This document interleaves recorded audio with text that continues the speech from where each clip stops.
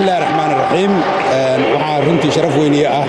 inaan caaw ka soo qayb galo oo u soo daawasho tago koobka liiga Soomaali Cup oo ay soo qaban qaabisay jaaliyadda Galmudug ee Finland waxaan rabaa inaan awalan u mahadnaqo guddigii dhalinyaradii soo qaban qaabisay dadka habeen iyo maalin u taagan oo maaweelinaya dhalinyaradeenna oo ay ugu horeeyaan gudoomiyaha jaaliyadda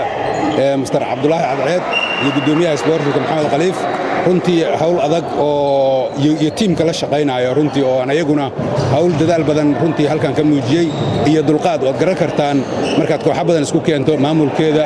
iyo hagideeda iyo hawsha laga qabanayo marka runtii aad iyo aad baan ugu mahadnaqayaa shaqadan muhiimka ah ay u hayaan bulshada iyo qaasatan dhalinyarada xilliga qaboobaha oo ah waqti loo baahan yahay dhalinyarada inay ku mashquulaan sportiska intay meel kale ku mashquuli lahaayeen aasa waalid ahaan haddana ciyaartoy hore ahaan runtii aad baan u dhiirigelinayaa aadna waan u xiiseynaya runtii inaan ka soo qayb galo